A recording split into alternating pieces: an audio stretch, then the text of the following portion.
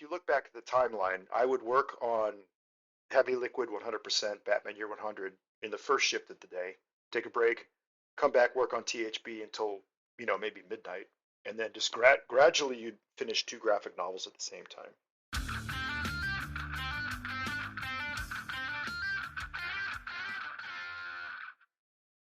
Hey, I'm Alex Morrissey. Welcome to Tradecraft. Each episode, I discuss the creative life and process with the people responsible for the books and comics we love. My guest today is a modern maverick who built a career model that set a standard that many emulate to this day. Writer, painter, designer, artist, and screen printer, Paul Pope is a multi-award-winning American comic book creator who brought his love of European comics to the pages of Japanese manga in the mid-90s. Originally from Ohio, Paul obsessively applied his drawing and painting knowledge to his dynamic naturalist comic pages. He came on the scene strong with his early works, then landed with his breakthrough work on THB.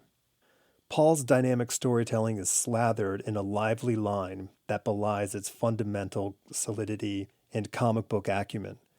There's a quality in his comics that feels like you're getting a peek into his secret sketchbook. He's devoted to crafting a special story for a select audience. As this applies to his comics, it explains the success of his art book, Paul Pope. His self-possessed mastery attracted many an international client outside of comic books. And while Fortune 500 brands and Hollywood called, Paul never left comics. He continued to push the medium with Eisner-winning books like Batman Year 100 and Battling Boy.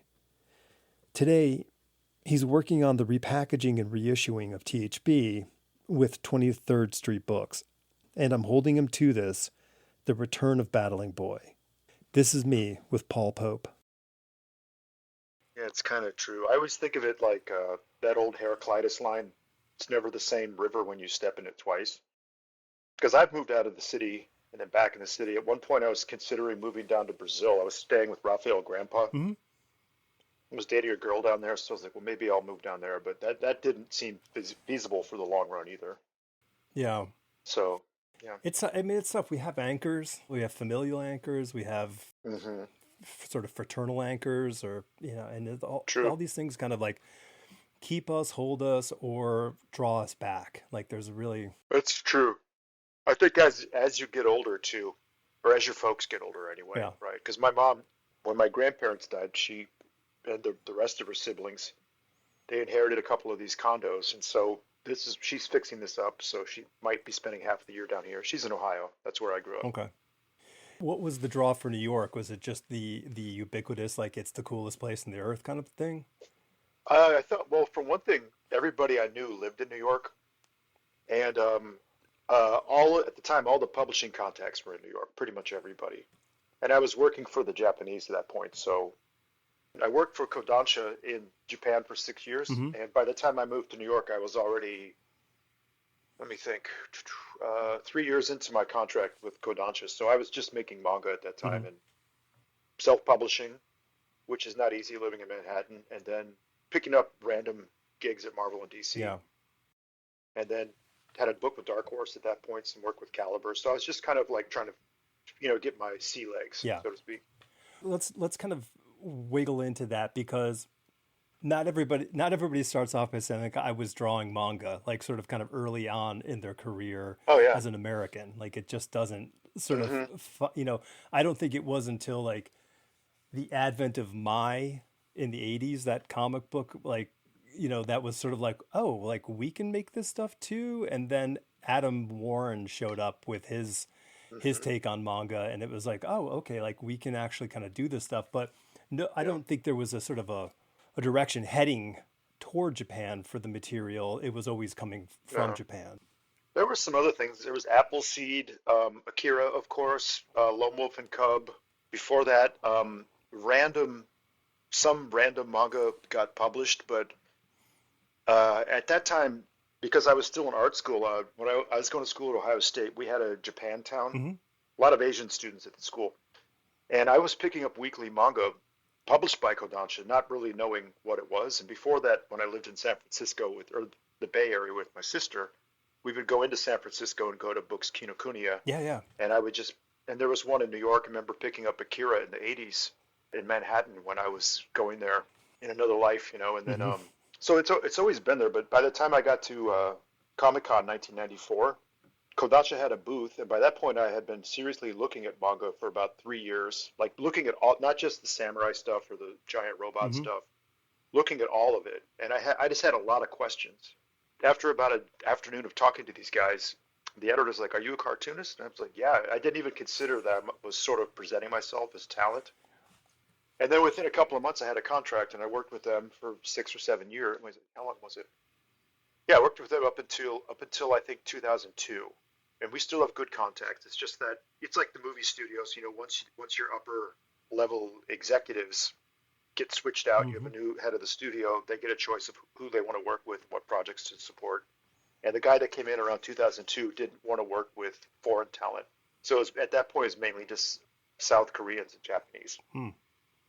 But I got a grad school education in manga and different forms of storytelling and picture making. And I developed the two books that became Heavy Liquid and 100%. Those were both developed for Kodansha as different projects. Okay. So in most of the second half of the 90s, I didn't think I'd be working in American comics at all unless I was self-publishing. Hmm. So it's a strange, crooked path, to get to where things are now. But I guess it's true for everybody. Yeah, well, it's I always make that joke is like you have this idea of what you think your career is going to be, and what it Hmm. is just a whole lot of like saying yes to the things that sort of float by you, and then figuring it Hmm. out, and then you look back and go, True. I have no idea how I got here. Like there was like the Yeah. people who were where they are when they had a plan. I'm like, I don't know how you did that because Yeah. Well, also, when I started in the early 90s, self-publishing was pretty hot. Like Jeff Smith was blowing up with Bone. sure, The more I Terry, delved into it, Terry Moore those guys became good friends.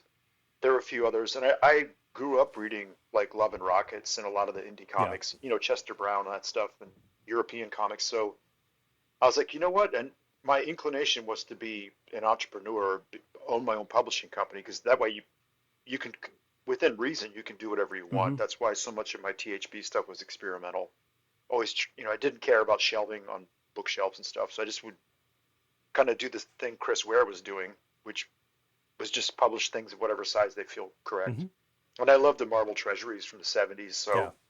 so I did a few of those oversized THB books, which were great fun and affordable, really. But you take on a lot of the Yeah, responsibility. for sure, for sure. And back then, it was really terra incognita because there weren't a lot of Hmm. models you can just go like, "Hey, let me get on the phone and call somebody." Like you really had Jeff, you had Yeah. Terry, and a handful of other Uh, people. D- Dave Sim. Yep, Dave. I know Dave's got kind of like a stigma at this point in his career, but he was very helpful. He was very Well, supportive. I think everybody who was But doing it was really supportive because it wasn't yeah. unlike if you were working at the big two, that island had a Hmm. fixed amount of real estate. But outside of Right. that, you could kind of say, well, I can kind of make my own island. And I don't think anybody was like, Hmm. you're stealing from my land here. They were just like, yeah, sure. I Yeah. had the same impetus. Let me tell you how I did it. That's a good, yeah, to extend that metaphor. Self-publishing is like you get a ship and you just sail into the unknown. Yeah. After a few years, Jeff Smith and Terry Moore were hitting huge numbers, and huge meaning like good, solid five figures, over 100,000 sales per issue. Hmm. My sales never. I felt like I kept hitting a glass ceiling. I mean, these days, like THB, I think at its best was selling around 15,000 Okay. each issue, and those are numbers that even mainstream publishers now would They would love that. envy. Yeah, so it was the metrics are all different, but all my friends were like really doing gangbusters. Hmm. But of course, you had at the time. I remember in those early days, I sought out. I did my research, so I knew how to like function as a publisher, even though I was like 22, 21. I worked in a print shop, which cuts cost on production. But at one point, I think I had 30 distributors. Some of them were international, some of them were regional, some of them were in Canada only, some of them were in Europe. And it was just nonstop work, Yeah. because you have different hats you're wearing as a publisher, as an accountant, as a marketer, as the talent. as a janitor. You do all of it. Yeah, yeah. I mean, I think that was what always I looked at it as. I don't know if I want to do that because like it's enough hustle just to go get your editors at Marvel and DC to log you on to something that I'm like, now I got to Hmm. go, like I only have to sell it to one person versus going and trying Hmm. to sell it to a whole bunch of people, and that was always a very Hmm. big thing. And what you end up with is a whole lot of shelved ideas that just sit around Oh because yeah, you can't yeah. execute them for a major publisher unless you just Hmm. redress it and turn it into their stuff, but then you're giving it to Yeah. them. Well, it's funny. Like my breakouts, I had a couple of graphic novels before THB, but that's kind of what put me on the map, I think. Hmm. And it's only now, 30 years later, that the graphic novels are starting to come out. The first volume comes out in November this year, 2025. What a long, strange trip. But the thing I realized at one point was cash flow as a self-publisher, especially living in Manhattan, was just brutal. At the most, I had two employees. Like at the moment, I have storage space slash warehouses for inventory still. God, And in the city? I have two in Brooklyn and two in Ohio, Wow. Okay. of inventory of all my different books and Yeah. things. And a few of like a screen printing too. I've got a lot of screen prints at this point. So, and not to mention my art, I've got one storage space that's just flat files of my work in Brooklyn, Hmm. which is great because it's in a fireproof, air-conditioned warehouse. It's flood-proof. You'd have to like bomb this warehouse to like. A lot of people use it. Like bands use it, so there's tons of recording equipment. Okay. People put their cars in there. It's just a really good thing to have, and it's worth it. Because otherwise, you're just I just don't in Manhattan. I don't have the space like I used to in Columbus, where I could just have stacks and stacks of books and Hmm. artwork. And Yeah. I don't remember what you initially asked me. I kind of Well, went I think around you the. were talking about having employees and the expansion, sort of like how big it got. Oh, sorry, yeah, that guy. I distracted myself actually. What I was going to say is I realized at one point around 1999, 2000, as a self-publisher, like it was really important that I had reach outside of the states, outside of English reading comics. And I realized that I would need to partner with a larger publisher. Like if you work with Marvel and DC, you're already linked in because they work with Panini in Europe and in Brazil. I'm trying to can't remember offhand who my publisher is for Batman down there, but then my indie stuff is with Mino, Editorial Mino, which is a great smaller publisher. They do really nice books. And so yeah, I was like, well, okay, I'm going to try to see if I can move into a territory, which is actually what Jeff Smith and Terry Moore wound up doing too, because when you work like I work with Macmillan, that's the Hmm. the parent company for First Second and now 23rd Street Books, which is the imprint that's doing THB. And that's better because they've got all sorts of foreign licensing. I think Battling Boy has something like 20 foreign licenses, Wow. and they do the accounting and the warehousing and shipping. So it takes a lot of the burden off and allows you to shift more into the talent side of Yeah. things, which is in the long run better. I mean, that's just the thing. My wife is a contemporary artist, and she just wants to like have a place to put the stuff. Like she's building a museum show right now, and like it's Great. her first solo, and she's like just breaking her neck doing it. But like, there's nobody else doing the PR but her. There's nobody else doing it. Like it's Yeah. all just on her back, and so having that sort of the Macmillan family tree that is there that will Hmm. be at least able to handle Hmm. all those different hats. Hmm. Yeah, it's true. Yeah, PR is a really important invisible aspect to all this too. I mean, it's great to get your publicity out there. Like I'm past the point where I care about like, oh, trying to be famous, Yeah. that type of thing. It's more like you're trying to get the work in front of as many people as Mm-hmm. possible. Like for the gallery I did here in Yeah. New Yeah. York at Philippe Lebon, we had a publicist for that. We got into areas I didn't even think we would ever be able to get into. We had a big piece in Forbes magazine that reached, I think, almost 10,000 people. Something for TechCrunch. We talked about AI and art. We didn't even talk about comic books at Mm-hmm. all. That has a huge circulation. And I've got a piece coming up with PBS, their podcast. So they've done a really great job to promote. But I'm realizing that the advantage of working with a gallery like Philippe's is that his reach is wider than just the kind of publicity you'll get if you rely on the kind of publicity you'll get for a Batman book or even something like Battling Boy, where they want to go like Battling Boy goes to the schools and library markets, the direct market, Mm-hmm. bookstores. and that's kind of their focus. So you're promoting the book, not the talent so much. Yeah, I guess you were talking about the different shapes and forms. I mean, the object is the object, but what you hope is the creator is the focus of attention in the long run. I mean, it's Yeah, not for everyone. I mean, because right. I, and other people fall into that rare category where we look at something when we're young and we're fascinated by it, but we're like, how, who, why? And those questions kind of Mm, drive us to kind of keep seeking more answers mm-hmm, about it when the mm-hmm, predominant body is just sort of like, I'm entertained. Thank you.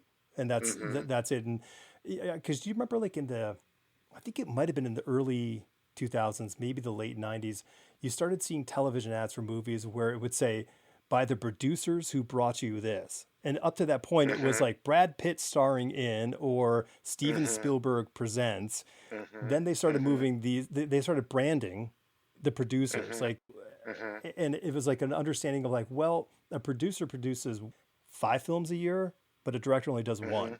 And an actor might be in Yeah. two. So they're like, we can make more money, we can get more of our word out there, and it gives them a leverage and Mm-hmm, value down the line, mm-hmm. which so Yeah. when it's Paul Pope's THB, then that's the billing becomes important in that respect. Yeah. That was one thing Will Eisner told me in the early days. He always said, make sure that your name has top billing Hmm. on the cover. And I thought that was cool. It was really great to get to know him. Yeah. I mean, he was an early supporter of mine. Got to have dinner with him a number of times. I love his work. In fact, Philippe Lebon had an exhibit of his stuff last year that was just career spanning. It was amazing to see.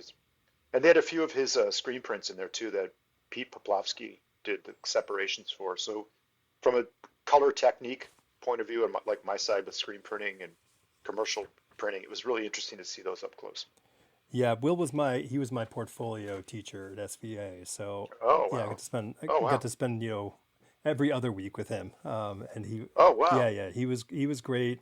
Yeah, he was. I mean, to say like so ahead of his time is kind of ridiculous. It Mm, sounds hollow, but if hmm you can really look at his legacy, I mean, the man, hmm he built his own empire, which nobody was He doing. did. Nobody was doing that. I I don't think people realize how large the circulation for the Spirit was either. It was a color newspaper supplement Hmm. reaching millions and millions of people. I mean, of course, we have a lot more competition with like streaming, like everything from film to audio to gaming. So comics is like a little component of like a media machine Yeah, at this point. But I mean, back then, comics and film would have, and novels, I guess, probably would have been, primary entertainment sources. absolutely. I totally agree. Yeah, So okay, so there's so many things to think about, but like, yeah. So Kodansha, like, how did that process work for you? Were they just like were you pitching, in the editorial department, saying, "Hey, here's an hmm idea," and then you fleshed it out for them, or what was the development process for them? When I got in with those guys, it was around. Let's see, I think I signed my contract 2000, or sorry, 1995. And at the time, they were very interested in expanding into what they called world manga. So I think at the height of this experiment, I think they had 17, maybe 20 foreign artists Hmm. working for major slots. They were they first started me at a magazine called Afternoon, and then I went to Morning. And this Afternoon was it was a weekly manga, like a huge like phone book, Okay. and it came out on a Friday afternoon. The idea was this is your like R-rated weekend science fiction manga, Yeah. so a little bit more edgy. That's what you read over the weekend, and then Morning comes out Monday mornings, and the circulation was huge. It was in the millions, and that was more for Mr. Salaryman and the kids on the subway because they're people in Japan would commute easily 2 hours a day to and from work or school, and that's back then we didn't have iPhones and things, so Hmm. that's what people did. Morning was designed so that you would read it on the train to work in the morning. So you basically got a week's worth of network programming, Hmm. and it was everything. You got the golf comics, you got the romance comics, you got the funny animal comics, you got the whatever was competing with Akira at the time or Dragonhead. Morning was where they debuted the samurai story Vagabond. Oh yeah. So that was coming out in Morning when I was working with them. That was exciting because it was a really good crossover.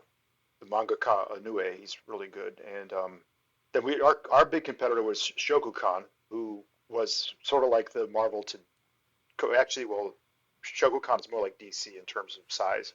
I don't know who's bigger. It's always one or the other is the Mm-hmm. bigger one, but and then they had, I think it was Jump was the big weekly they had, and that had all kinds of stuff. And they had my favorite manga at the time, which was Dragonhead by Minetaro Mochizuki. And I always wanted to meet him, but when I was over there and working in Tokyo, they really discouraged mangaka from knowing each other. Oh. They wanted us to be competitors, not friends, which is the opposite of how it is here. Like you go to a convention, you wind up meeting practically everybody in the business eventually. Yeah. So you're coming up with the story. How many pages are you producing a week? Oh yeah, so at the top speed was about, it was a lot. I think one time I think one week I did, I think 45 pages. Come They didn't on. look good. Yeah. No, I didn't do anything. Oh, I'm telling you, they didn't look good. It was like in fact, I recently found those. I mean, that's not a sustainable No. No. anything. But I did it for about 2 months on two stories. But there's all kinds of tricks you have to use. So, long story short, they paired me with an editor at afternoon because I was doing more brushy science fiction stuff. They liked the cute girl stuff I did, but they didn't really understand THB. It's too complicated. They like very streamlined, simple concepts. And that's why they were so frustrated with Akira, because Akira is sort of an anomaly for manga. It doesn't function the way popular manga often functions. They told me it's because it's just very different, which is also one reason it's an international hit, I think. Yeah, they would say, we're looking for something that's, male protagonist, sort of dark. Can you come up with something that's urban? You live in New York City. Can you come up with something it's like a cool anti-hero young guy in New York City? Okay. And so I would develop a story, and then sometimes they'd run with it, sometimes they wouldn't. So Heavy Liquid was in that category, and at the time it was called Omoi Ekitai, which is heavy liquid in Japanese. Ekitai, Omo Ekitai, I think is how we called it. And it was designed like what they cared about was the pilot episode. Okay. So if you go back, if you read Heavy Liquid as it is now, it's currently at Image Comics. The first issue was basically the pilot, as we say it these days with television metaphors. And if that was a success, you could just run with it. And then there wasn't a page limit. So the contract was no fewer than 200 pages, but there's no limit on upper size of how many pages Heavy Liquid could have been. Okay.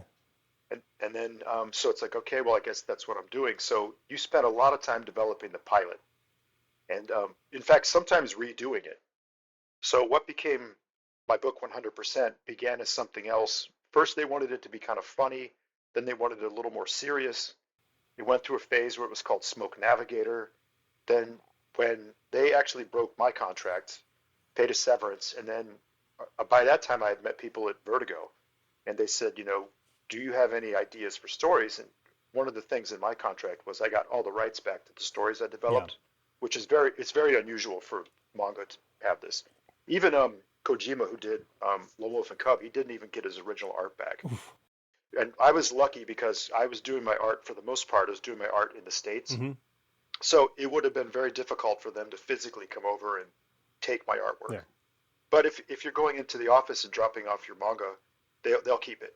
Gotcha. And then they just have warehouses. And when I was in Tokyo, I'd go to the Kodansha building.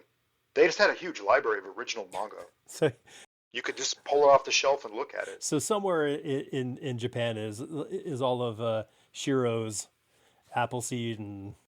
Yeah, I guess if you're like a name talent by that point, they might have a different set of rules. But yeah, there's like like the end of Indiana Jones, there's like a warehouse full of manga in Kodansha that's just... That's crazy. Shelves and shelves and shelves of manga. But when I was over there, Go Nagai was doing Devilman Lady, which was their big hit in Morning. And he did like Mazinga or Mazinger Z, Devilman. And that was, I tried to time it to go in on the days when he dropped off. Well, usually he didn't come in. It was one of his assistants. And I could look at his weekly manga. And so the way you could get that much, like you're supposed to get 18 pages a week done. That was the slot. But I was working alone. And by the time Go Nagai was doing Devilman Lady, he would come in with like rough thumbnails, and then he had a team of people who could Execute. completely draw in his style. Yeah. And then that way but then again, he's responsible for a team of maybe 15 artists. It's got to feed And them. it got to feed him. And same with me. I mean, at the top, I had was two people. And then the problem with the way it was structured at Kodansha was you're paid when they accept the story. Right. So if they wanted revisions, you had to do those and just, as my lawyer said, grit your teeth while smiling. Mm-hmm.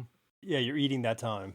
Yeah, you're reading the time. And that's, so I wound up in the absurd position where, wait, did I say 45 in 1 week? No, No, it you would said have been 18 a 16. You month. said 16 or 18 a week. 18 a week.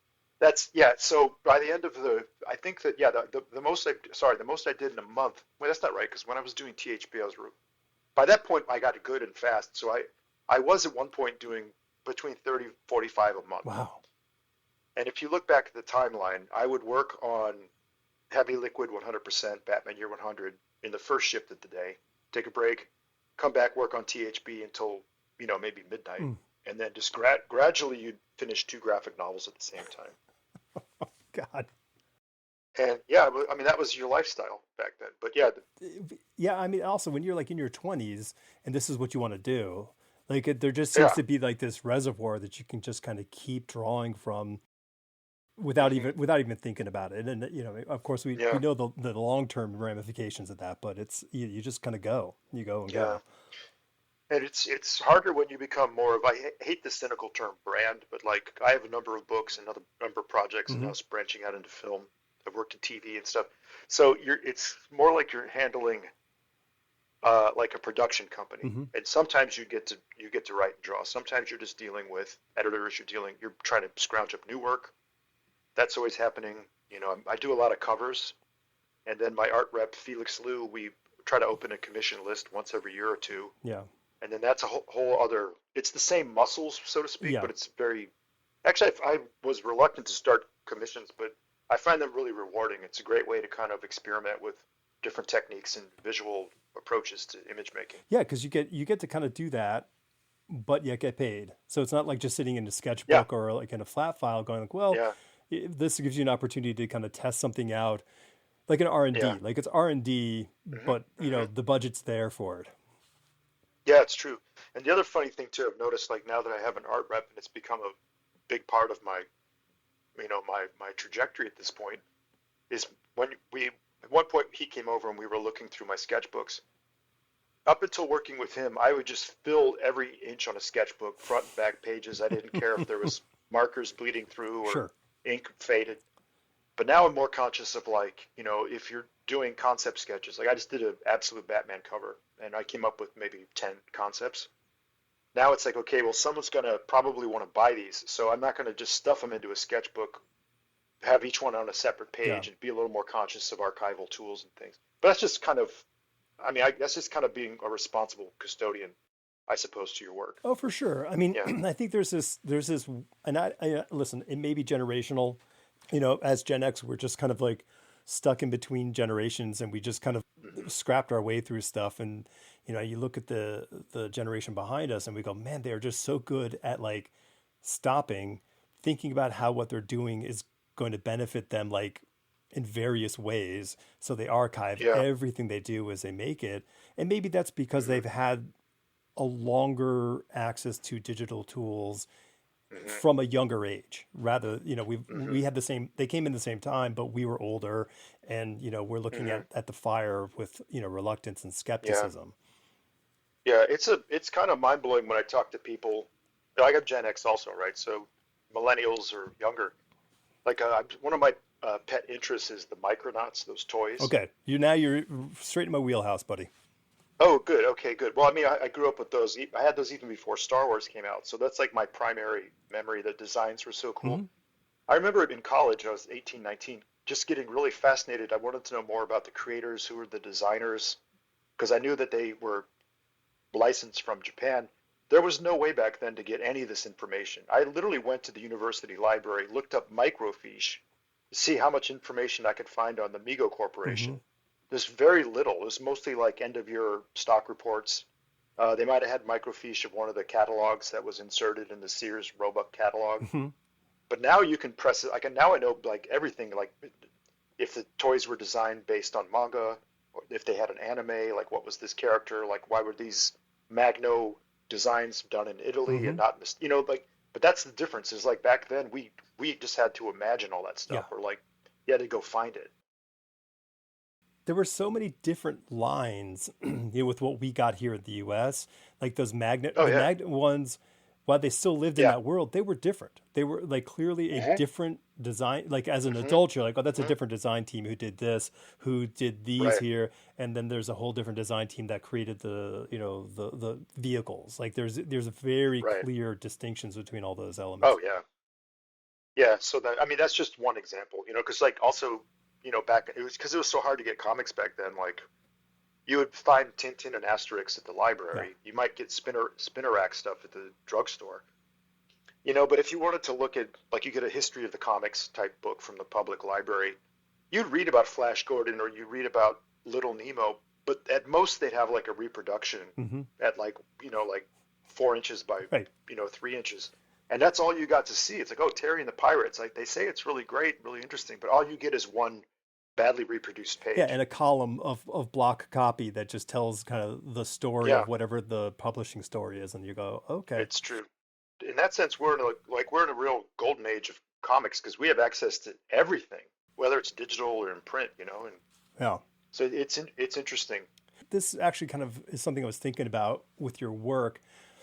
You were one of the, I would say, that kind of the early group of American artists who I would call like the naturalist superhero crew. So you, Mm-hmm. Mike Allred, John Paul, there's like this crew of you guys who, not from cross pollination, but just kind of like all came at this point where there's this influence of the naturalist sort of style, which wasn't American in any way. Like you could see a loose Wally Wood drawing, which would kind of be like that, but that was very Mm-hmm. European.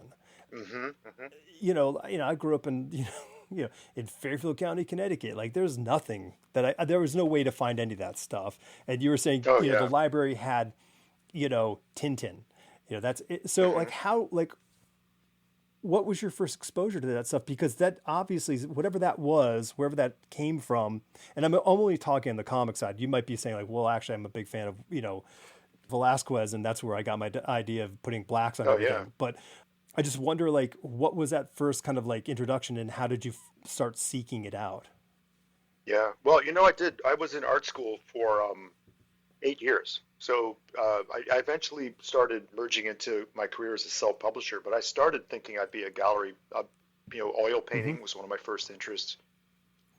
I got into printmaking, into the print department. We did all sorts of stuff: lithography, zinc, etch printing, screen printing, all kinds of things.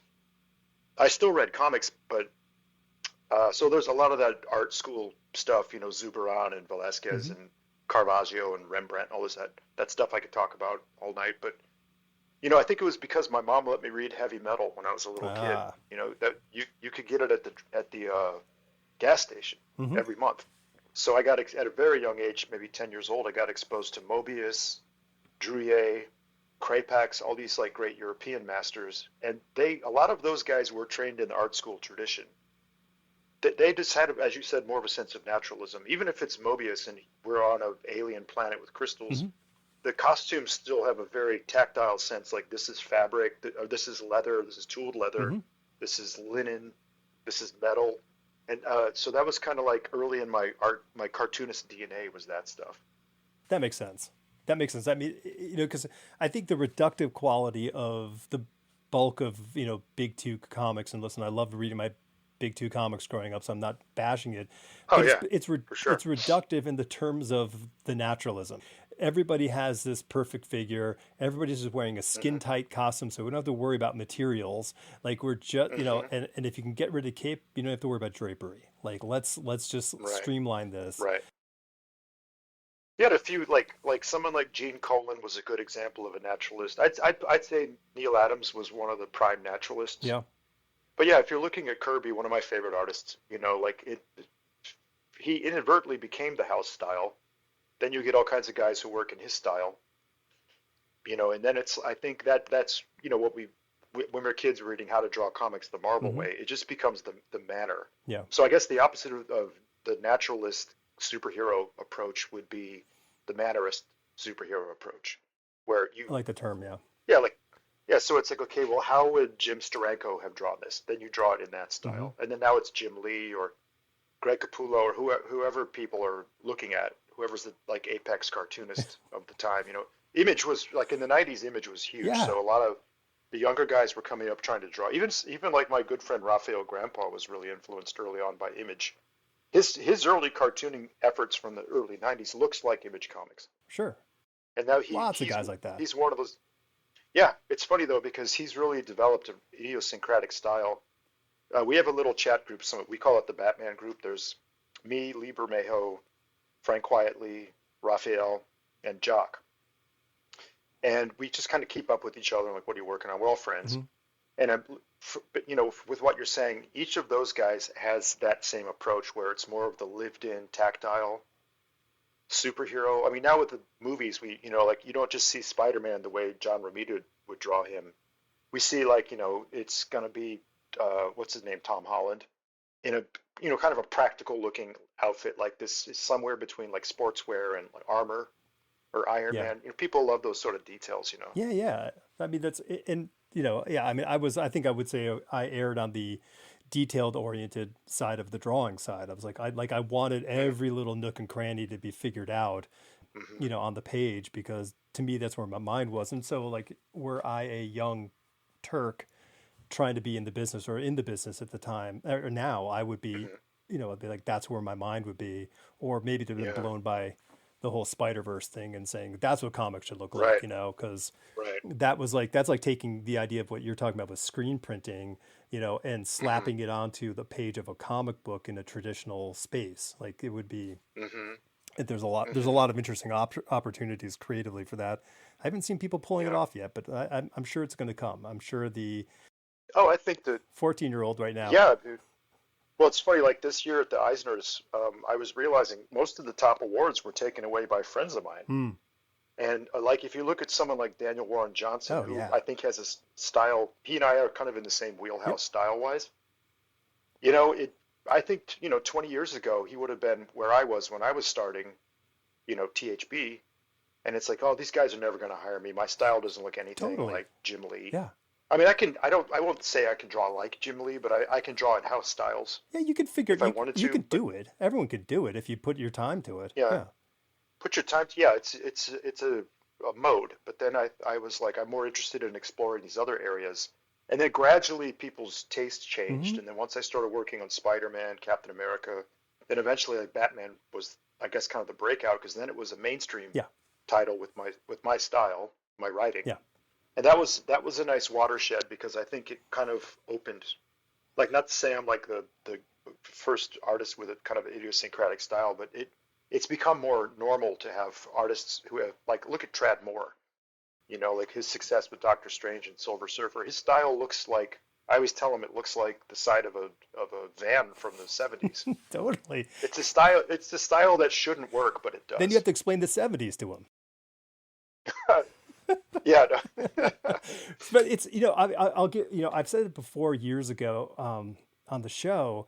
I was I was in Bob Harris's office, when he was, the king of Mm, the X-Men, and we were hanging mhm. out talking, and they were, this is post Image, so they struggled for, years trying to Yeah, how to yeah, get their footing back under themselves, and they're like, we got to do yeah. something to shake it up, and I was like, well, if you're not going to hire me, I said, I'm like, hire the Pander brothers, get them to do the X-Men.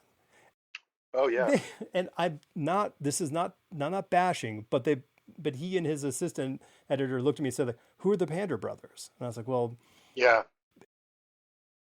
Yeah, if anything, you have ages or like periods. Like I'm a big fan of Paul Smith's Bat or oh, X-Men. dude, it's the I best. love I love Byrne. I loved Dave Cockrum is a favorite of mine.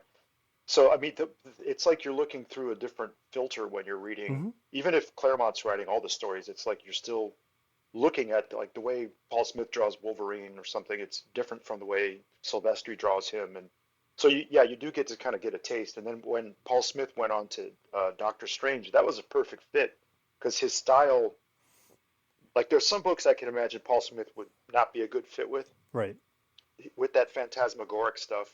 It fits in the same way Trad Moore fits Yeah. because he's just good at the cosmic weirdness of a character like Doctor Strange or Galactus or something.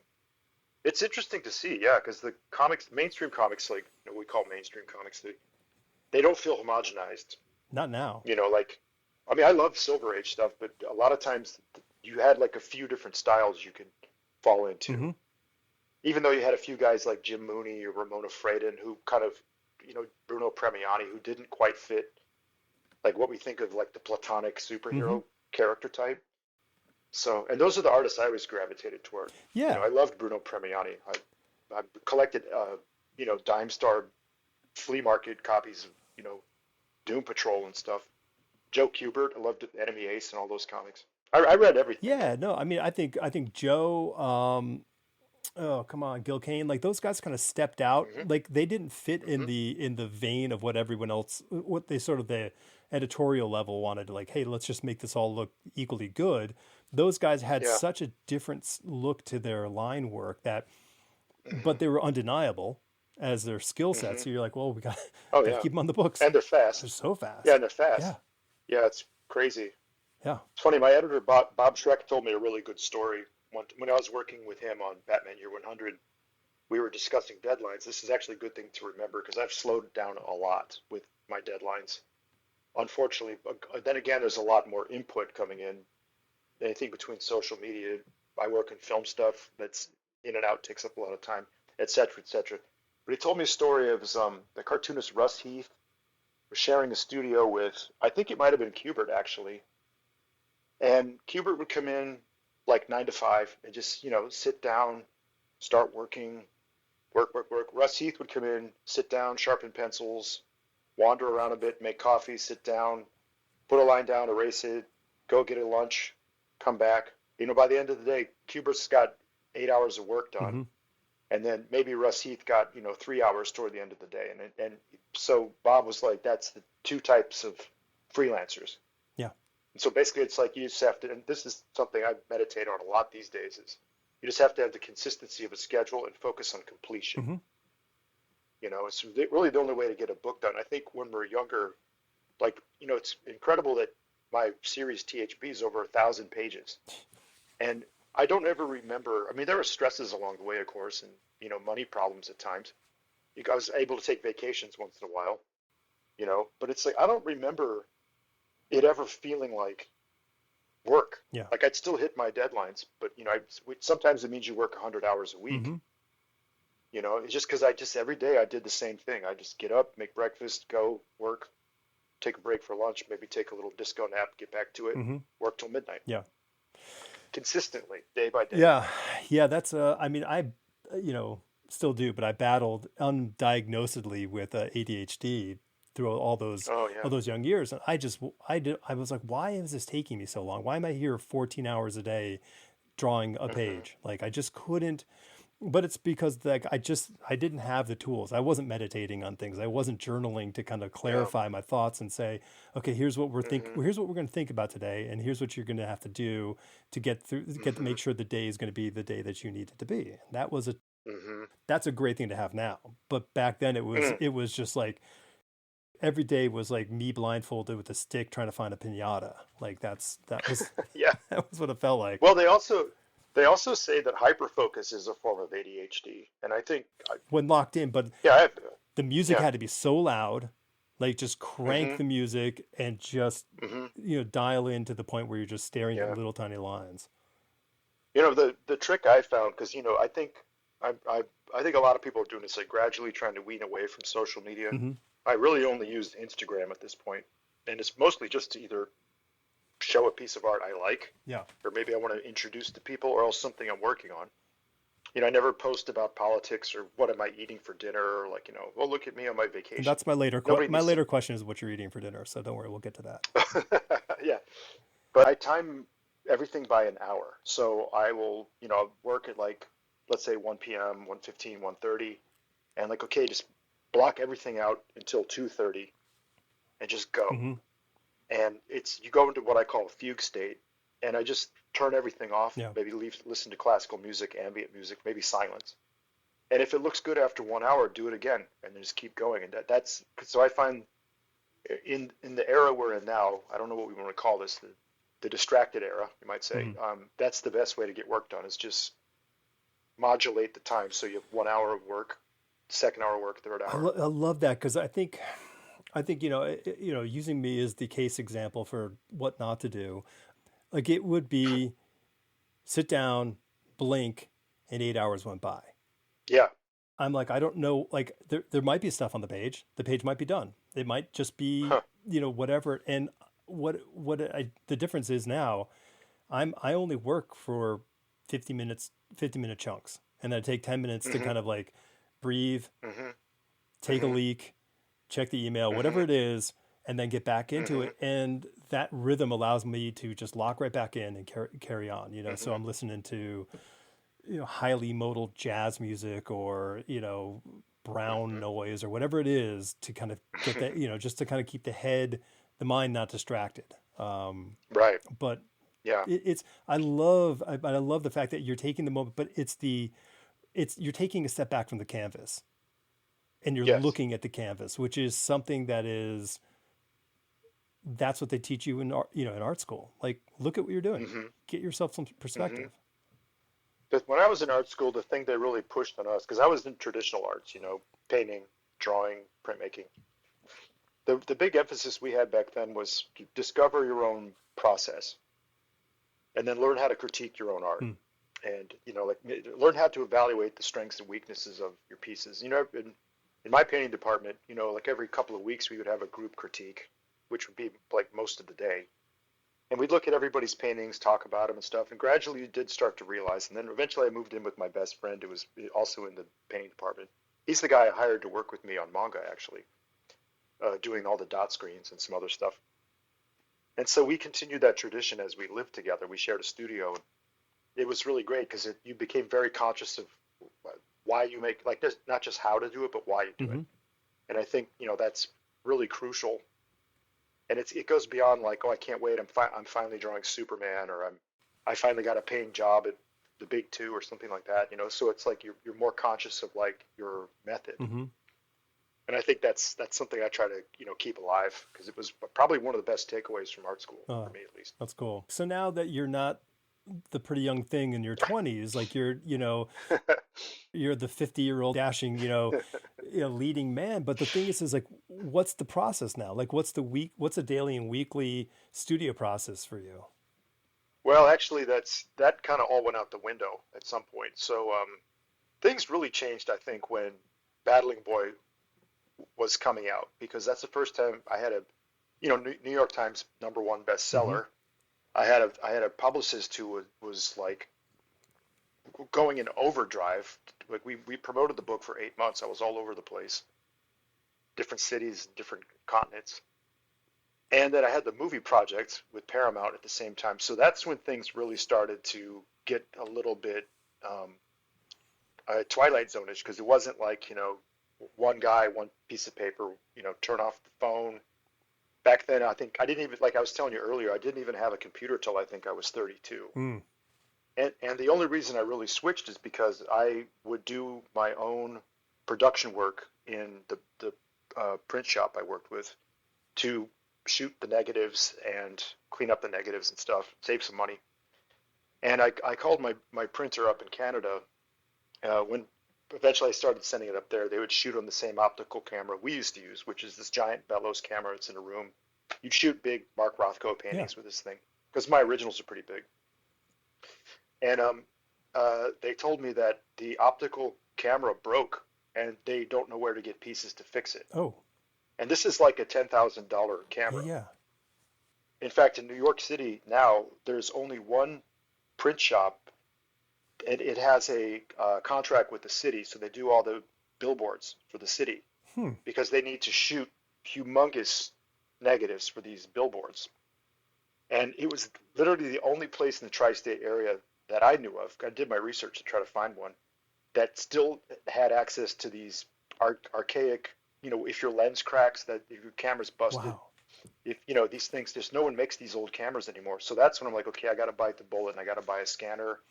I got to get a laptop. I got to quit avoiding this. Yeah. But then I've retained the analog approach because I don't want to be like a lot of my friends are working completely digitally, and I see that there's advantages to it, but I want to keep it old school. And I draw with a brush, I draw with Japanese ink, Mm-hmm. you know, um, acid-free papers. I do all my own production stuff, scanning, sometimes coloring, but I'm trying to keep it, old school. And even some of the stuff I relied on making manga, like the back in the 90s, I bought tons and tons of chart pack dot screens, Mm-hmm. and that company just went out of business, and Like all that you stuff can't get those disappeared. anymore. Like everything that we like Yeah. got excited about and got our hands on Hmm. through the 80s and the 90s, they're gone. Hmm. Like it's all like okay, so I'm gonna like there's an analogy that I noticed in like 1999. I was teaching Hmm. at a advertising and design school, and they also had a photography department. And these young people would come in, and they were teaching classic photography techniques. And I was like, boy, like it's like the second the digital camera SLR became a viable like production tool, all Hmm. film cameras became art tools. Yep. They stopped being production tools. I feel that same sort of application can be, stuck onto the comic book creation aspect that you Hmm. can do the whole damn thing on your iPad. Like you don't need Hmm. anything more ostensibly Hmm. to do it. The No. paper, the brushes, the inks, they automatically become art projects. Mm. You bifurcate what the creator population is out there, and they're like you have people Hmm. who are making art for the Hmm. for the sake of making the art on the paper.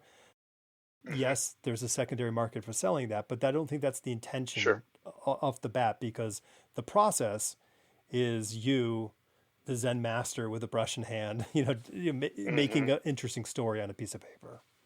Yeah. Well, I think it's also a different approach, or it's a different kind of battle if you think of it that way. Because the thing I really love about drawing with a brush is it's very unforgiving. There's no step, edit, delete, so you can't go back and Yeah. endlessly fiddle with something till it looks perfect. And you're not tempted to do a bunch of stuff like trace photographs or like add endless layers of textures. Mm-hmm. If you want textures in a drawing, you have to actually make the Yeah. textures. Or like in my case for dot screens, I use Deleter, which is this company in Japan, and their dot screens aren't as good as ChartPack, but you can still use those. Mm-hmm. It's all tactile though. You're Yeah. you're adding layers by hand. You cut out the screens. Yeah, I like that. So even if then sometimes you get the happy accident, sometimes it's better than what you intended, and that makes the job very interesting because it's never the same thing day by day. Right. Even if you're, like if you're doing something with more machinery in it or more vehicles, you have to have more of a technical approach, Mm-hmm. I guess, unless you're drawing like Karl Barks and cars look like marshmallows or something. But if I'm doing something like THB, it's more fluid Yeah. and all the robots are fluid and it's like pretty young girls and, it's like a lot of like loose, flowy, organic shapes. Yeah, so I like that because it's fun to have the aptitude that you can do these things by hand. Mm-hmm. And someone I've become good friends with, one of my heroes is Bill Sienkiewicz, and I've had the honor of drawing with him a number of times. And he's just baffling because he can draw in almost any style Yeah. with sheer confidence and speed. And I've seen him just come up with finished pieces, while we're sitting in the green room at a convention center, waiting to go. Mm. We have an hour to kill. What are you doing? Yeah. Let's draw. And I draw some scribbly thing, and he comes up with just a masterpiece with just whatever tools he has on hand. Dude, it's so humbling when you're around the people who they're the next level people for whatever they do. Hmm. I Hmm. remember I used to, by the way, I used to stalk Bill back Oh. in Westport, Connecticut. I think he lived in Westport and he had a studio downtown. And Hmm. I was like in high school age, and I would drive around looking at these buildings, going, okay, which one would he be in? Like, and Yeah, I yeah, remember that's seeing a funny. dude who looked just like him in the window. I'm like, that's got to be him. That's my Oh yeah, 17-year-old brain is solving that problem. But it's funny. I remember it's in like 1994 in San Diego. I was hanging out with, so Dave Johnson and I were palling around, and then we were sitting at our table, and then all the guys doing the Batman animated so Bruce Timm, Glenn Murakami, Ronnie Del Carmen all come over to our table and start looking through our stuff, and they're all loving that we do this stuff. Like, oh my god, we love this, we love this, love this, and we're like, you Mm. guys are like, what are you talking about? Like, you guys are the greatest. So we ended up hanging out with them, and we ended up in somebody's room stealing all the notepads in the place, and then we just sit there and someone would go like, they'd say a character name and you would have like 30 seconds to draw with a Sharpie the character, and Yeah, then everybody threw it that's onto fun. onto the bed, and then you just grab which one you liked. So that was Oh, fun. the game, and you're sitting there playing with animators who can draw Yeah, yeah, 5 times faster than us, always on yeah, model, and it was just like, and yeah. Bruce is just chucking out these drawings like not even thinking, and Dave and I are Oh, just yeah. like, oh, why are we even in here? I know what you mean. It's funny because I work with animators a lot now. Like, I think that's the way to go with comics adaptations for film. And the training is just, I don't quite know what it is. It's just so different. They're just trained to be fast. Mm-hmm. So I've tried to retcon it by, I got like the Walter Stanchfield books, the Nine Old Men, like Yeah, yeah. the Art of Disney. I mean, a lot of this stuff they've documented, put out in print to try to go back and see how did these animators kind of like crack that code. Because I mean, the one thing I kind of had to unlearn from art school was I don't want to say it's like the preciousness of like working on one painting for a year, but like as I was saying earlier, completion. Mm-hmm. And that's the thing I love about comics, because whether you finish a panel or a page or a comic book or a graphic novel, which takes a lot longer, it's done. Yeah. Then you move on to the next thing, Mm-hmm. you know? That's why I don't like digital drawing, because, like if you have a nagging doubt about something, rather than reconcile your relationship to the line that might not be what you wanted, but still good, you can go back and erase it and keep going, start over Think again. about this, Paul. You could do the book digitally. It could be published Yeah. out there in the stores. Hmm. You still have that file, and you could still be unhappy with one of those figures. Yeah, yeah, yeah. Well, the only bad thing with all that is if I would have started scanning my own stuff sooner, I would have had better quality scans.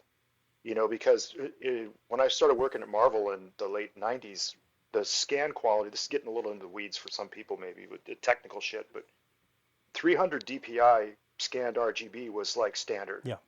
And then by the time I started Battling Boy, we were scanning 600 DPI bitmaps, Mm. which are kind of unusable. And some of the files of my stuff that was scanned at Marvel or DC from the 90s, or basically before I started scanning my own stuff, they're locked in. You'd have to, if you sell the art, then you're not going to be able to rescan the art at a higher resolution, Right. And so I'm always thinking like, okay, what's going to be the highest resolution now, 10 years from now?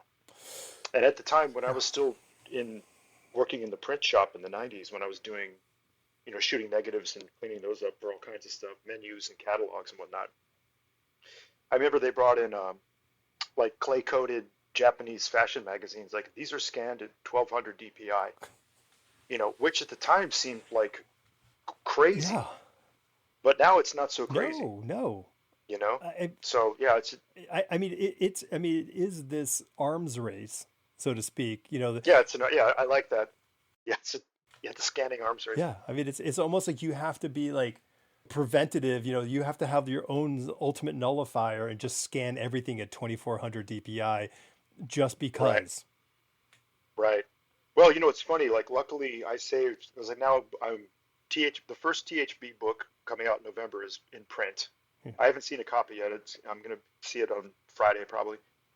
We are doing the final edits for the second book, which is coming out in the middle of next year, and we've got to, trying to stagger, I think, every 6 months for a new book.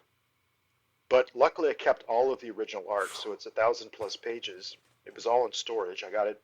We rescanned everything. Like it's literally remastered black and white. Wow. But the original THBs were all shot on film, and I still have the film negatives. Oh my God. So THB was never scanned. So now we have really high resolution solid scans. So we're not even working off the stuff that I was using, Right. the production tools I was using in the 90s. Everything's been remastered. And you can see stuff in the page that you just couldn't see Yeah. the first time they were in print. Plus, I printed on newsprint a lot just for the aesthetic of newsprint because manga's on newsprint. I like that. Yeah. I wanted those comics to age poorly. Yeah. Yeah. If you have one of those THBs, chances are the paper's yellow It now smells. because I wanted it to. It smells, yeah. It's like in that good Yeah. old comic book smell, you know. So this will be pretty interesting, and not to mention THB is one of those books that people have heard about, but a lot of people haven't really Oh yeah. seen. I did basically one printing of everything, I think with a couple of exceptions. So most people might have one issue, but not all of it. Yeah. So I'm very excited about, and also it feels timely. It doesn't feel aged. Mm-hmm.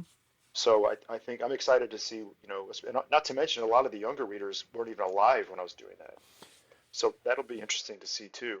You're like the Jimmy Page of comic books. You kept everything and you've remastered Yeah, it, right. and now it's coming Yeah, back in a deluxe edition, you know? right, right. Yeah. Yeah, I think that's, because you don't want to just cynically put, like put new things out for the sake of it, just clutter up the world with more comic books. But, in some cases it's worth it. I collect remastered albums and stuff like that. Even a record I love a lot. Like I love Iggy Pop, his record Kill City, his first solo record with Jim Williamson after the Stooges broke up. They did a remastering recently, and it doesn't even sound like the same album. They Hmm. used the same tracks, the same recordings. Yeah. They just amplified it and cleaned it up in places, and you can hear so much more of the music. And that's true also for the Sony Legacy jazz stuff, because I'm also a Yeah. big Yeah. jazz head. So, I couldn't tell by your T-shirt. oh yeah, I'm wearing a Miles Yeah. Davis T-shirt, everybody. I guess this is apropos, is that what does music play a role in your Mm. life? Because I mean, Oh yeah. I guess like to me, the things that inspire me are they're the fuel that drives the engine. Hmm. Hmm. I don't think probably for many artists, music is probably key in that respect because Oh it's a yeah. passive thing that you can kind of engage with while you're doing something else. Yeah. It's very stimulating, like I remember, I don't remember where this was cited, but like they were saying like Mozart and Beethoven really stimulate brain activity. Hmm. There's something in like the musical structure of a fugue or something that really stimulates thought or concentration. And I think a lot of them, especially since the pandemic, I rarely listen to music with lyrics. Like I might listen to like unless I'm on an airplane, I might listen to one or two rock tracks or a pop track every other day. And it's mostly just ambient music or classical Yeah. or things like Tibetan gongs or brown, as you say, like, binaural beats or Yeah. brown sound, just, yeah, something like that.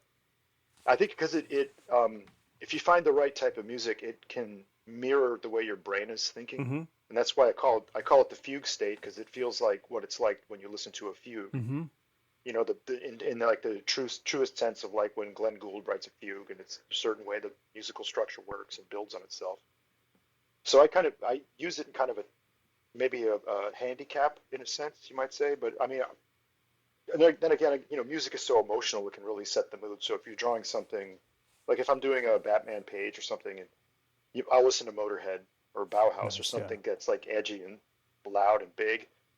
And if you're inking, sometimes especially if it's really detailed, I might listen to something like Philip Glass or Harold Budd or something that's going to sustain you for a longer period of time. Yeah. So yeah, I think and I'm just a music lover. I play guitar. I have been. Both my parents are musicians. So, I just grew up in a household like that. To me, I used to ride my bike in Manhattan. That was my way to kind of wind down from the day. I would get on the bike and Mm, ride around because you can only think of what you're doing at that moment. That bike ride, yeah, true. because you can't drift off because you're going to get hit by something or hit something. Right. And I feel that way like with the guitar. I pick the guitar up. I'm Hmm. going to, play this song and I'm going to sing this song. And that's all I can do. I Mm, can't like think about grocery hmm. shopping or what I forgot to Hmm. do work wise. It's just Hmm. this place to be. So I think it's a Yeah. doing the music is a way to kind of let it out and reset. Hmm. Listening to it, like I totally agree with you. Like I listen to a lot of like modal jazz, so my Hmm. head is like the neurons are just kind of like sparking to Hmm. to trying to like figure out the math in my head while I'm writing, and it's this way for my brain to kind of just bop along. Yeah. Yeah. I think also the longer you work, this is probably true for other art media too, but the longer you work as a cartoonist, the more attuned you become to having like delayed gratification. This is one reason I hate this like press a button here. Look, I'm an artist. I made a comic book page in the style of Miyazaki, Hmm. whatever. Of course, that's not the way they frame it, but it takes a long time to get good at making a comic page Hmm. or illustration. Then it takes a lot longer to get to a point of proficiency where you can actually do something that's complete. Yeah. Like my story Escapo, one of my early projects was I think the first time I felt like I did something that is gonna like last. Mm. And it's been in print since 1996. That's like 30 years. So it's like, okay, well, good, I did that. Like by 26, I managed to do that. Then the trick is do it again, do it again, Right. do it again, do it again. Well, that's I guess what I'm hearing from some of this is that I think it's intention. Yeah, It's hard to approach yeah. letting technology sort of solve a problem for you with Mm-hmm. intention. Like if your intention is to Mm-hmm. not do the thing but have something else do it, it doesn't Mm. you don't have any you don't have any sort of skin in the game and the outcome. But Right. when you go with it, we were talking earlier about like thinking what you're going to be doing, for that next Uh-huh. hour that you're going to be drawing, and then reviewing Right. that, and then thinking about what you're going to do for that next hour and how you're going to kind of proceed that. Like everything is a step of intention on that creative Mm-hmm. path. Mm-hmm. That's a great way to put it. Yeah, I think you're right. I think then the hardest thing is to, especially with the onslaught of social media that's just bombarding us since the minute we wake up, to maintain that sense of intention and to work toward the completion. Mhm. Because even on some of the hardest pages I've ever drawn, like very detailed, like the joke is always like a Roman Colosseum full of like Ben-Hur chariot races with millions of Romans in the background. When you do a page that's like really a pain in the butt, it's lots and lots of detail. When it's done, it's done. Mm-hmm. And you did it. It's a demonstration and you don't have to do it again. Yeah. You move on to the next thing. And it's every once in a while you get this perfect covered illustration or perfect page that's just a breeze. Mm-hmm. But like that's more rare, I find. It is that moment when you do a thing and you did it and you go, it didn't feel like a struggle, Hmm. but the Yeah. outcome is something that you can actually look at or live with Hmm. for at least a moment Hmm. of time. Hmm. That's odd because it doesn't feel natural. What feels Right. natural is like that sort of that Scrabble and scraping your way through the Hmm. solution. Hmm. There's a line in a is it Larry Niven, the science fiction writer? Hmm. I believe it was Larry. There's a line where he was describing something as being akin to carrying heavy luggage through an airport. And it's like something you don't have to think about. You just have to make sure you don't let go of the luggage. It's heavy, but you know where you're going. And when you get there, you can put the luggage down. Yeah. And I always found that comforting because sometimes that's what it feels like when you're trying to finish a page. It's like, okay, this is just heavy luggage. I'm just carrying it through the airport. When I'm there, I'm there. And that's why I always, if I sign anything, I always make sure that's the last thing I put on the page because then it's like, all right, now it's like sealed. Right. Yeah. It's like bad luck to sign your name on a page before it's finished. But we, You at know, if I least if that's not a thing, we should make it a thing right now. Like, right, right, never yeah, sign anything until you're done with it. It's like yeah, it's bad it's luck. like signing a check before you fill it out. Like Right, you don't want to do you that. don't want to do that. Right, that's true. That's true. Yeah. It's funny. The physical aspect for people who draw comics, they know how physically taxing it is. For people who Yeah. don't, they may not understand the nature of it. Like I'm looking at you with great envy that you're not wearing readers. I'm wearing readers, and I hate you. Hey, I have glasses for distance. Okay, okay, that's good. So the people on the streets will be happy when you're driving. Yeah. Well, What do you do to keep yourself from collapsing at the drawing table? oh yeah. Well, I am 54 now, and before the pandemic, I got into a really good habit of rowing 3 times a week. Oh, I'm so And jealous. I love rowing. yeah, I know. I recently joined a gym again because I realized you need a lot of stamina to make comics and physical stamina, mental clarity, physical Hmm. stamina. I've gone through phases where I wasn't working out at all. I spend more time sitting in a bar, and then other times when I'm like swimming every day, getting into really good shape. It's just something you have to maintain and do. But I find when you're a self-starter and you're working from home, like I have a home Hmm. studio, almost 100% of my income is from writing and drawing. And it's like, okay, well, that's not enough to sustain because you do get wear and tear. I have carpal tunnel now. I need glasses like you Mm-hmm. for distance.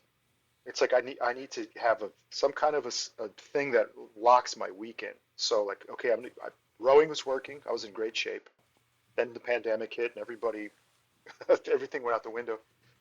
So getting back into that, it's like, all right, well, now I need to be mindful of like how the next 5 or 10 years is going to look as a creative. Because mentioning Will Eisner earlier, I think he's one of the few role models you can find of like how to sustain your career into your Yeah. 80s.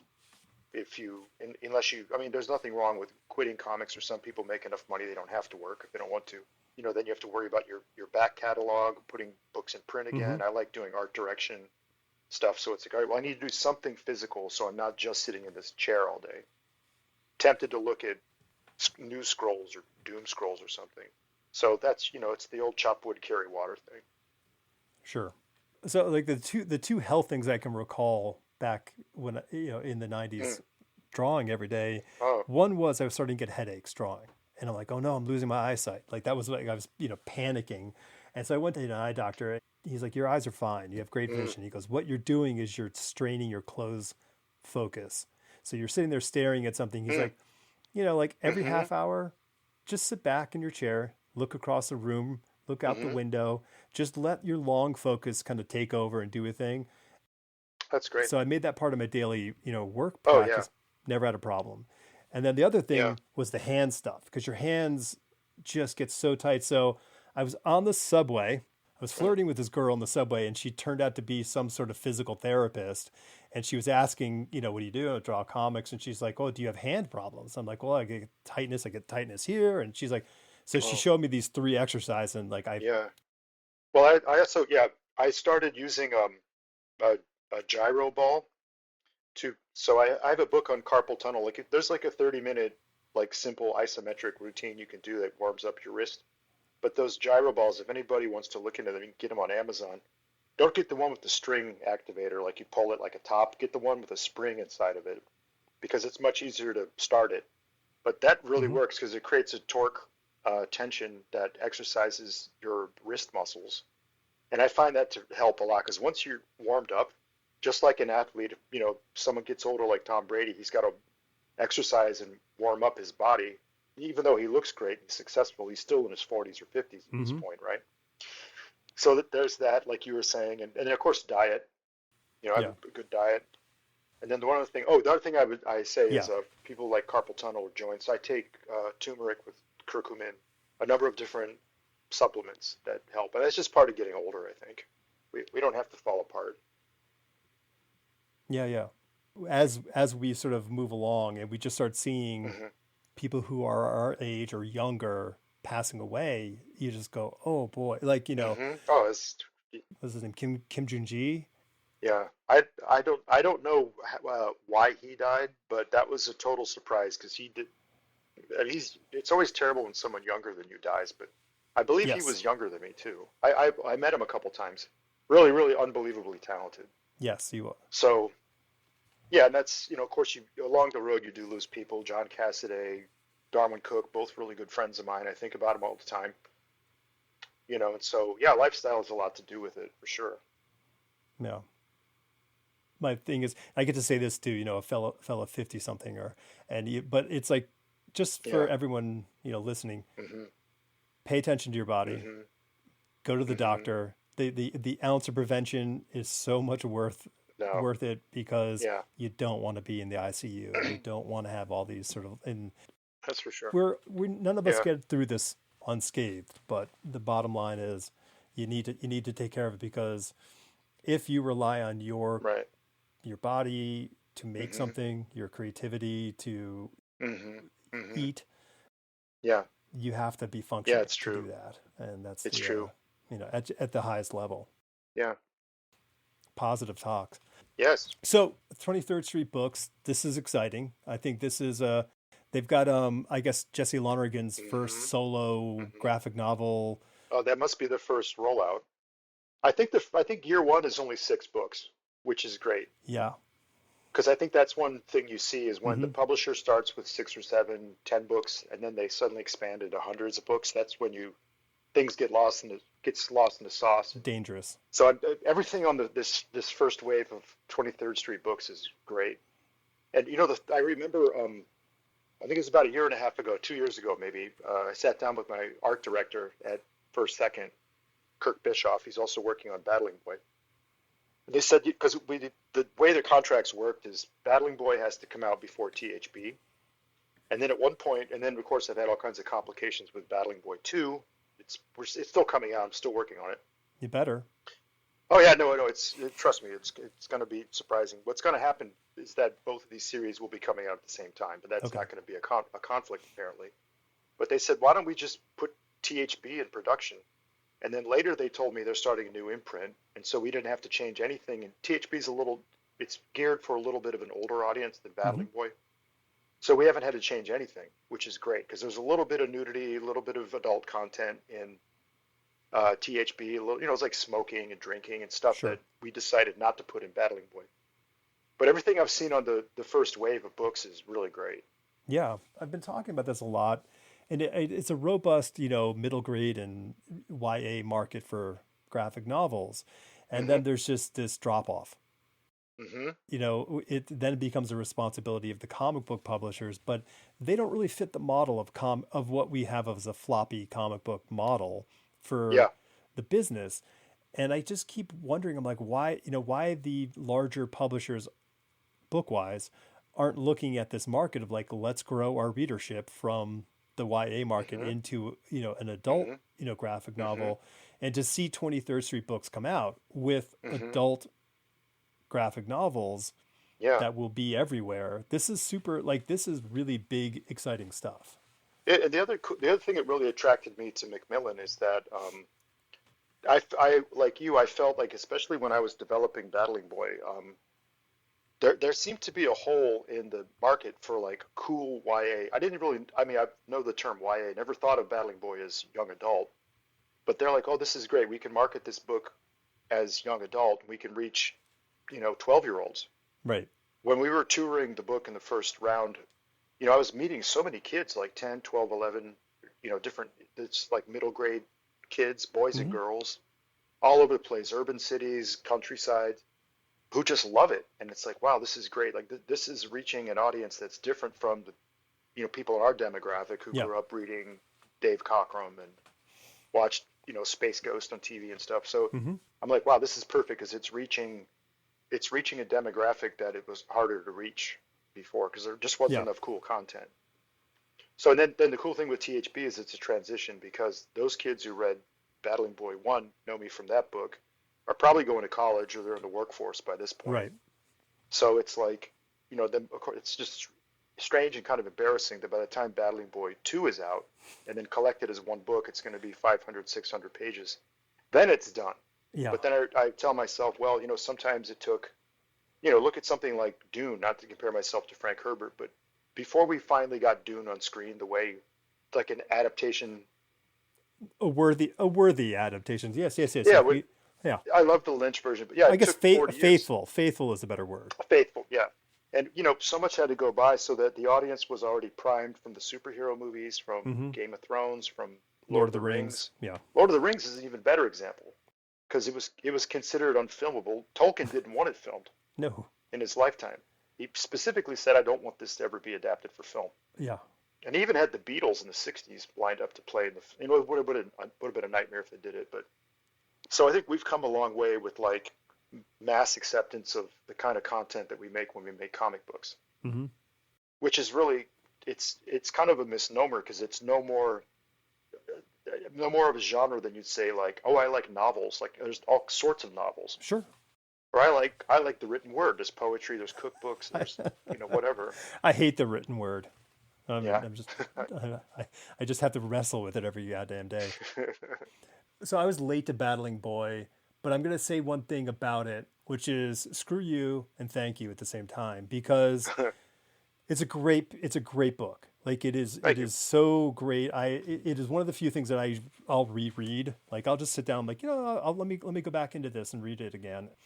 But it is one of the few works that I read and I go, maybe I should dust off a couple of those scripts and, Yeah. like, it makes me, who is an avowed, I will never draw another comic book again Mm. person, go like, "Oh, maybe I should draw something again." Because it Yeah. is, there's so much inspiration to it, because I think what it is for me about that, and it touches on these points, yeah, like there's this bit of a connection to Walt Simonson's Thor. There's this kind Hmm. of, Sure. there's this 12-year-old thing that's happening in Hmm. there. And I have this theory that, like, we live with our inner 12-year-old and love Hmm. everything our inner 12-year-old loves for the rest of our Yeah. lives. And for me, Yeah. you have sort of distilled it down Hmm. into this thing without doing the "my parents are dead and now I'm on my own" kind of thing. It's that Hmm. this child is on their own with for intention, for a purpose. Yeah. So it is, the resources are limited. Hmm. So the story wise, it's great. So it encapsulates and sort of like stimulates. While there's a reptile brain, in us, there's also a Hmm. 12-year-old brain. And I'm like, well, that's it. Hmm. That's the 12 year Yeah, old thing. that's that you cracked the code. That was exactly my faith was like if I can do something that I would have thought was cool when my inner 12-year-old was dreaming like what could a great comic book be like? Mm-hmm. And I can't wait for people to see the second book. There's a lot of really great stuff in the second book. It gets a little darker as Harry Potter did. It's like, it just happens naturally with Empire coming Strikes of age Back. stories. Empire Strikes Back. But there's also a lot of like the monsters in Battling Boy are really fun to write. They Mm-hmm. write themselves. They're just and then it's funny because, like the gods in Battling Boys speak in this kind of like fake Shakespearean Stan Lee voice. Sure. It's just fun to write it. Yeah. Because I think when you're a kid, you kind of make fun of adults. Adults are kind of dorky, Yeah. but you're going to become one day. Mm-hmm. So there's like kind of an internal time frame for childhood, and I think Yeah. that's a great theme, whether it's comic books or a movie or a novel or something. So that was what I was going for. And so, when the second book is out, people can sit down and read the entire story arc, this kid's coming of age, and then subsequently the girl's coming of age, Aurora West, they're the mortal superhero. There's a lot of poignancy, like how they go from hating each other to becoming friends and allies. And I'm really proud of the book. It's just taking a long time to finish it. Well, that's called life, man. That's, I mean, the Yes, things get in the way. true, true, Sometimes, like, legal things will stop a project, mm, and it takes true. time for that all stuff to clear away and move on. There's an interesting thing about your technology as you employ the technology. It's this interesting hybrid between, classic, Rocketeer kind of world of Oh technology, yeah. and Buckaroo Banzai world of technology. Hmm. And then here's Hmm. my head stretcher is all that kind of stuff for me, like, internally kind of melded together when I'm looking at you, how you're sort of fabricating these objects. And I'm like, oh, that's kind of cool how he's Yeah. Well, that was it became very articulate when I was working. Battling Boy was at Paramount for a long time, and then it was at Netflix for a few years during the pandemic as like a story consultant. In the case of Paramount, ghost scripter on mm-hmm. the 11 drafts for the movie, talking in great detail about like the inspirations, like a lot of it comes from 1930s serials like Buck Rogers and Flash Gordon, the old Boris Karloff movies, different things. But mainly, I just wanted to make sure that the technology in Battling Boy wasn't so sophisticated that they had nuclear weapons and cell phones and stuff like that. So the technology deliberately was set around 1950. Mm-hmm. So it's slightly Silver Age nostalgic, but also a lot of Wires. times, yeah, wires and arc lights and stuff. So Yeah. not like, like Aurora picks up her AI device and asks the question, like, Right. some easy way to answer the problem. That's the storyteller's dilemma, dude. It We is. live in a time when we can solve all the problems with the little plastic or the little, metal and glass box in our pocket. Hmm. When we write stories, we have to figure ways to, like, circumvent this, and not we don't always get the luxury of saying, well, this takes place in 1977. Hmm. We're stuck with maybe an answering machine. Hmm. It's Hmm. it's it's a challenge to have to, like, and I mean, you're doing science fiction, so you get the opportunity to kind of whole cloth the thing. Yeah. Well, it's funny though. When I first pitched Battling Boy, it was before Marvel. The films were Like they made the public consciousness aware of the concept of a multiverse. Mm-hmm. And I hope that's why there's a scene in Battling Boy where the mother and father gods are looking at the DNA structure of the universe. They first find Earth, like let's send them to Earth, Earth, and then they go to a different Earth.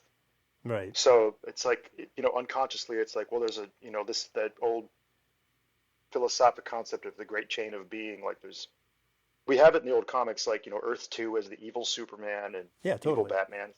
So I was kind of going, which is the Silver Age concept anyway. So I'm like, well, Yep. let me go with this kind of a thing. And so yeah, I'm just Battling Boy's fun because it's just throwing everything into it that I thought was cool when I was 12. I guess job done.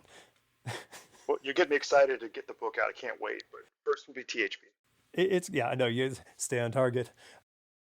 Yeah, It's I mean, I guess you're in a privileged location right now that you're able to have these two things in the pipeline. yeah. Well, I mean, the pressure, the to be honest, I mean, there was a period with like kind of a writer's block because it's what they call the fear, right? It's like, Hmm. okay, well, how am I going to top Battling Boy One is number one New York Times bestseller. It's in print all over the world. It's like, how am I going to do better than this? And it's like, well, if that's what you're thinking, you're just getting in your own way. Just finish the fucking thing, Right, right. which is easier said than done, but it's all written. It's just like Yeah. all you got to do now is chop wood, carry water. Just sit down, like that story I mentioned. The difference between Russ Heath and Joe Kubert was just sharpen your pencil once, go. Go. No breaks for lunch. No, don't read 1,000 menus to decide what takeout you want. Just work. The creative fear thing is we only engage in creative enterprises of things that we love. We don't go like I'm Mm, not like mm. I'm never going to wake up and go like, yeah, I think I'm just going to play the flute today. Like I'm going to make a flute Yeah, album. right, Like it's because it's not something that's part of me. But right. I want to play a guitar or I want to draw something or I want to sing or write something. But we're only judging that against the best version of what it is. Like we only like good stuff. I- We only Interesting. so Yeah. when we approach this thing in our heart, we look at it and we put that first air quote chord down or we write the thing or we draw a thing. It doesn't Hmm. look, feel, sound anything like what we Hmm. think is great. Hmm. That's when the fear monster comes in and says like, "Hey man, don't even try. Like obviously you Hmm. can't do this. Don't even bother." Hmm. Hmm. Like I see people all the time like, "Oh, I'm working on my first book. It's taken me 7 years." And I'm like, Hmm. "Are you have you done a draft?" They're like, "No, I'm still working on it." I'm like, "So what are you doing?" And they're like, "Well, I write a chapter and then I fix it, and then I write a chapter and I fix it." And they're just cycling. Hmm. They're not moving Hmm. forward. Hmm. The only way to fix something is to make something. You can't fix a Yeah, book. right. You can't fix a drawing unless you do the drawing. You Hmm. can't you have to get it down so you can then begin to edit and Hmm. evolve it. And that's Hmm. like the huge problem. On that note, I have THB never had an editor, Okay. and it's got spelling mistakes. There's some continuity mistakes. I just did it all myself and sent it to I did everything. I have a really good team of editors at 23rd Street Books and First Second. In fact, today we're doing some last minute edits for the second volume of THB, which is really exciting because that's when there's a 5 year jump between the stuff as a self publisher and then pre and post manga training. Because when you come back Yeah. it around page 45 of a 250-page graphic novel, there's a light speed jump between like what my stuff looked like before and after manga training. Yeah. I haven't read this stuff in depth in a while, and we're going through like at the fine tooth comb, making some edits on continuity stuff. But it's like, wow, this is really good. It's going to really hit people like a brand new book because it's going to be seen not only in a new way, but it's been polished. Yeah. We re-lettered it digitally using one of my handmade typefaces Hmm. or fonts, I guess I'd say, and then it just looks great. The cover design's great, so I'm just really happy with it. I think that's great. So wait, when does volume one comes out in October, November? When is that? November, I think it's November 9th. November Okay. 9th, I think. The pre-order on Amazon right now. Yeah, it's very exciting. I mean, I've been sitting on this thing for a while. What, like 25-year-old Paul Yeah, is coming back, in a way yeah. that you never would have thought of. No, no. I mean, back then it was just like get the next comic out, get the next comic out, go to the Right. convention, make some cash, live on it, and so like as you get older, it's like a little more established. It's like, okay, well, I need to be really conscious of all these different mechanisms that need to go into place to make sure this is a perennial, Mm-hmm. or at least, is going to be in print for years to Yeah. come. So yeah, it's great, and I think they're really doing it right. Like there's a lot of passion for the with the team for 23rd Street Books. The books are larger than First Second books. The production values are great. Mm-hmm.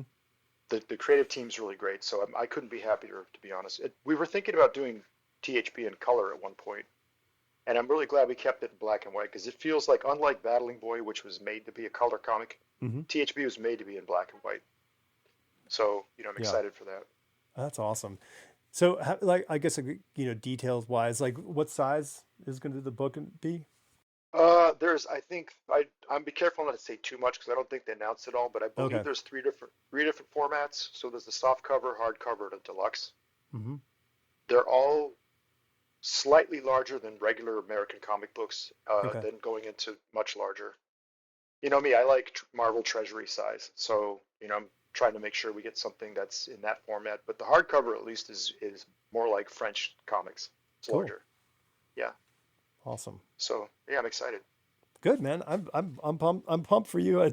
It feels, in from the outside perspective, that there's been a gap, and Hmm. it's, I mean, for you, it's There life and you're has. working and you're doing a thing, but it's like this, okay, wait a minute, like he's coming back. He's got something that, in the works, and it's kind of cool to see.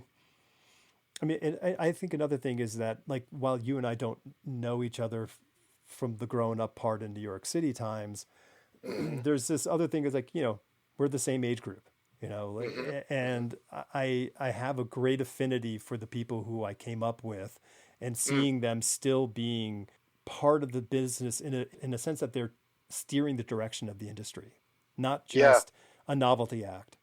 No. I mean, that's part of the responsibility of. I mean, I was a lifer from day one, but I mean, I can tell you with all humility, I mean, I'm a much better draftsman, much better storyteller, designer than I was when I broke in the early 90s. And so it's like, okay, good. Well, I reached a level of aptitude now to kind of stay here because after these books are done, I've got so many ideas for other books. Hopefully not as long as these first two or Right. these two. I mean, for a 1,000-page THB, I can't even fathom how I can do that now. Battling Boy is around 500 pages. I think that I want to do shorter works after this. Cool. Something like maybe the equivalent of like Black Mirror format, something like that. Yeah. Self-contained, maybe interconnected stories. But I've got lots of different ideas for things. I think if we can kind of create our own our own universe and play within that universe, you don't have to be as sort of world buildy and kind of, yeah. I Hmm. mean, listen, you might have been, yeah, showing off a bit, with THB, like, just I'm going to keep crushing this and making and making and making. But now it's Hmm. like, okay, now I'm going to, like, be maybe a little more intentional and thoughtful on the things Hmm. I'm putting the time to. Well, speaking of which, I mean, like, it's similar to what Lucas did with the Star Wars universe. THB and Battling Boy both are self-contained Yeah. worlds or universes where other stories could exist. And I think that's really exciting. It's the kind of comics I always loved. Mm-hmm. So like I have a number of scripts for other stories in the THB universe that don't necessarily have the same characters. The same stuff is in there, the same Right. types of robots and Mm-hmm. the settings and things. And same for Battling Boy. There's other stuff that I've written that could work in that. But I mean, look, I mean, Mike Mignola did a great job with that with Hellboy. He's expanded stories and Yeah, yeah, it's a perfect example. I mean, I think Andor is a great big, example on the Star yeah. Wars front. Like, Hmm. here's a story that has nothing directly to do with what we've been talking about for the last 40, 50 years, but Hmm. it Hmm. there's nothing, it is maybe more compelling than anything else. So, Hmm. Yeah, I like that. That was a good one. well, dude, this has been great. I Yeah. always ask the ubiquitous questions of, are you doing any shows? Are you just hunkering down and Oh doing the yeah. work? Well, yeah, I was invited to Baltimore Con this year, so I'm going to do that Sweet. October. We're starting to promote THB now. The gallery went down at the end of July. Got really good reception for that. So I'm just trying to keep the momentum going, and that's one reason the rowing is kind of a crucial element because I need a structure so that the days just don't sort of like unravel into like you wake up with an intention and then before you know it, it's 6 o'clock, 7 o'clock, and none of that got done. You got something completely else done, but not that. It's the worst, yeah. Yeah, so I'm just trying to be, more focused and approach whatever the next phase is creatively, like, more intention. Yeah. Because, yeah, we don't have the luxury of being 22, 23 anymore and endless energy and get by on 2 hours of sleep a night. Time is not on our side at the moment. So we just No. have to we have to take every single, like you said, every one of those hours has to have Yeah. a value. Yeah, true, true. Love it. All right. Well, I'm not going to ask you a million other questions because, that's what happens in Well, these I'll come back conversations. later. Yeah, Absolutely. come back down the road. Yeah. Thanks for coming by, man. This is great. Yeah, great, great chatting. Thanks a lot.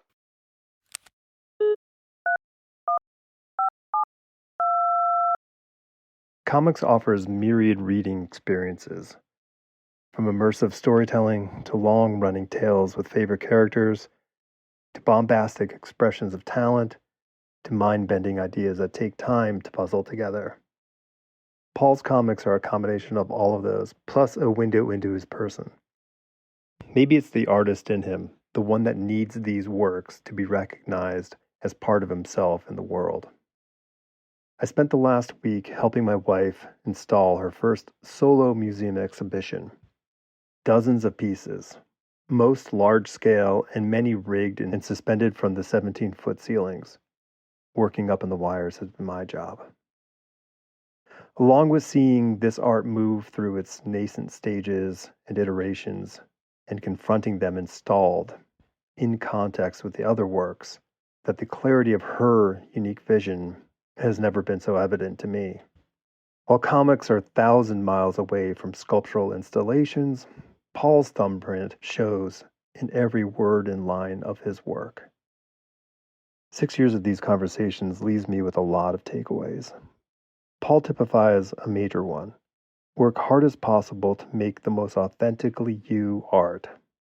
It may not be for everyone, and that's okay, but nothing's more rewarding than connecting with someone else through something that's undeniably you.